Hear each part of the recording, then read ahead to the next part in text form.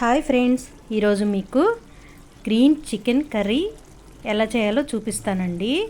ఎప్పుడు ఒకే విధంగా కాకుండా ఈ విధంగా వెరైటీగా ఒకసారి ట్రై చేయండి, చాలా బాగుంటుందండి.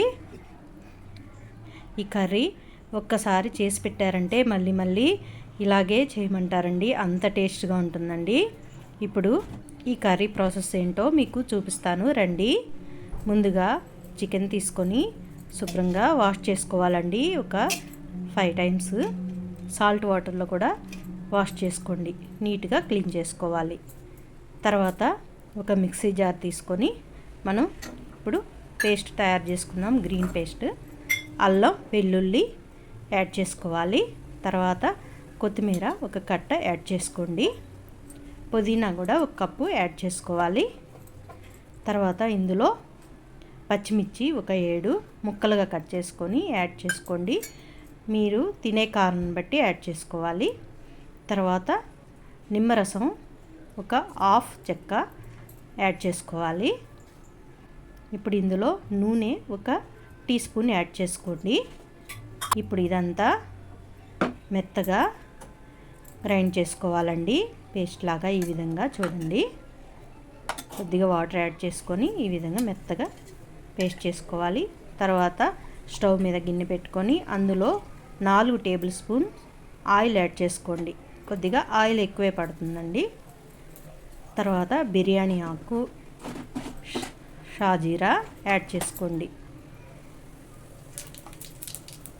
ఇవి ఫ్రై అవనియండి.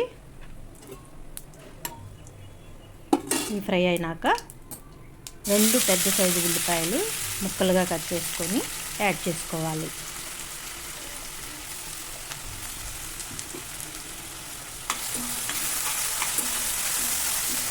ఫ్రై చేసుకోండి. తర్వాత ఇందులో కరివేపాకు కూడా యాడ్ చేసుకోవాలండి.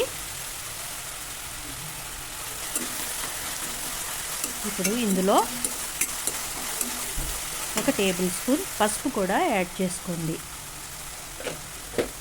తర్వాత ఈ ఉల్లిపాయలు ఫ్రై అవ్వాలంటే కొద్దిగా సాల్ట్ యాడ్ చేసుకోండి, త్వరగా ఫ్రై అయిపోతాయి ఉల్లిపాయలు. ఈ ఉల్లిపాయ ముక్కలు బాగా ఫ్రై అవ్వనియండి. చూడండి, ఫ్రై అయిపోయినాయి. ఇప్పుడు ఇందులో టమోటా ముక్కలను కూడా యాడ్ చేసుకోవాలండి. ఒక పెద్ద సైజు టమోటా చిన్న చిన్న ముక్కలుగా కట్ చేసుకొని యాడ్ చేసుకోండి. ఈ టమాటా ముక్కలు కూడా చక్కగా సాఫ్ట్గా ఉడకాలండి.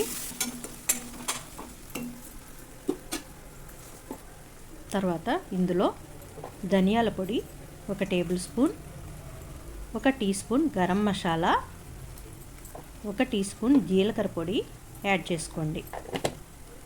ఇవన్నీ మసాలాలు చక్కగా ఫ్రై అవనియండి.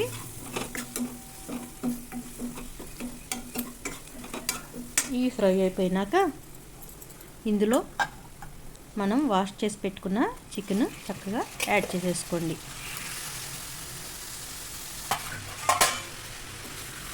ఈ మసాలాలన్నీ కలిసే విధంగా ముక్కలకి చక్కగా మిక్స్ చేసుకోవాలండి.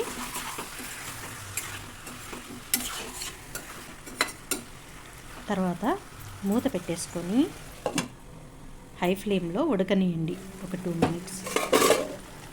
ఇప్పుడు చికెన్లో వాటర్ కూడా వస్తాయి చూడండి.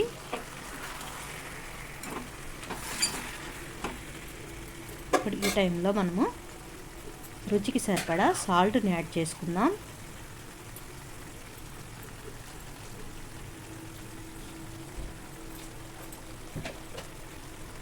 చక్కగా మిక్స్ చేసుకోండి. తర్వాత ఒక టేబుల్ స్పూన్ కారం యాడ్ చేసుకోండి. ఆల్రెడీ మనము పచ్చిమిర్చి యాడ్ చేసాం కదా, అందుకే నేను కొద్దిగా కారం యాడ్ చేశాను. తర్వాత మొత్తం ముక్కలు పట్టే విధంగా మిక్స్ చేసుకోండి. తర్వాత మూత పెట్టేసుకొని ఒక 5 మినిట్స్ ఉడకనియండి, ఆ చికెన్లో వాటర్ అంతా ఎగిరే వరకు. చూడండి, ఈ టైంలో మనం ప్రిపేర్ చేసి పెట్టుకున్న గ్రీన్ పేస్ట్ని కూడా యాడ్ చేసేసుకోండి.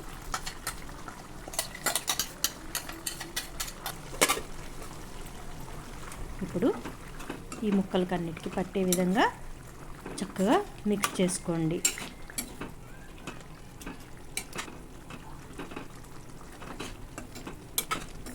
ఇప్పుడు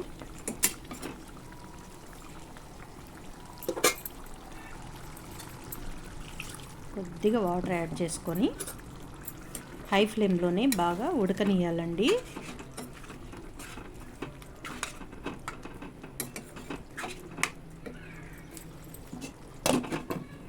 ఒక 2 మినిట్స్ బాగా హై ఫ్లేమ్లో ఉడకనియండి. ఆ తర్వాత ఇందులో 1 కప్పు వాటర్ యాడ్ చేసుకోండి. ఈ పచ్చివాసన అనేది పోతుందన్నమాట. ఈ వాటర్ యాడ్ చేసుకొని ఉడికించుకుంటే